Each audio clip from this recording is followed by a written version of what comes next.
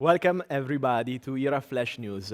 I'm Jacopo Imberti, and this is day one of the EHRA Congress 2026.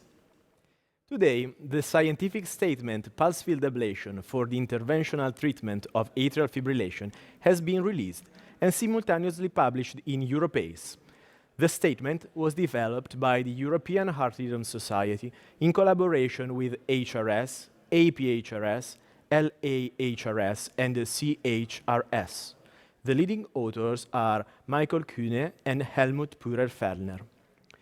This comprehensive document provides a full overview of PFA, from its underlying biophysics and mechanism of action to available technologies and energy delivery strategies. It also covers patient selection, procedural workflow, and practical step-by-step guidance for operators. Importantly, the statement reviews the current clinical evidence showing that PFA offers comparable efficacy to conventional techniques, with a distinct safety profile due to its tissue selectivity.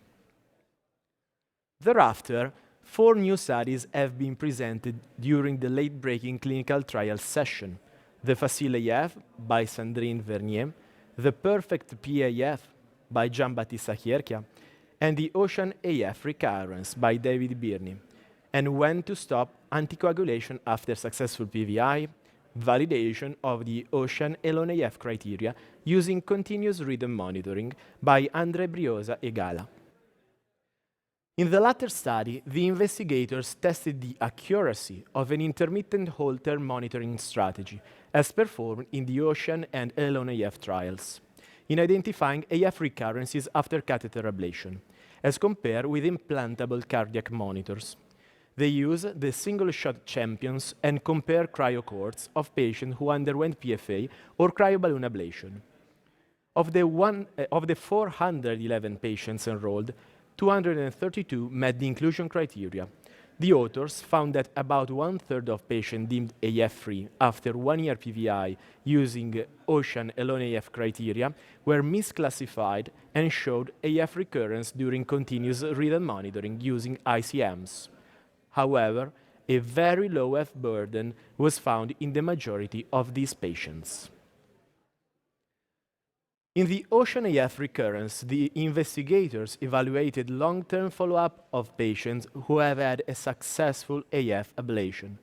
During a median follow-up of 56 months, 241 out of 1,284 patients had recurrent arrhythmia.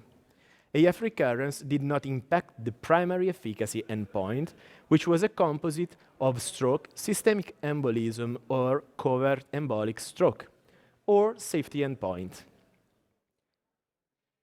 Finally, Facile-AF and Perfect PAF trial are 2 RCTs comparing PFA versus cryoballoon ablation for AF. Both showed that PFA is non-inferior to cryoablation. That's all for today. Thank you for joining us. And don't forget, all Congress presentations are available on demand on ESC365.org. Enjoy the rest of the Congress.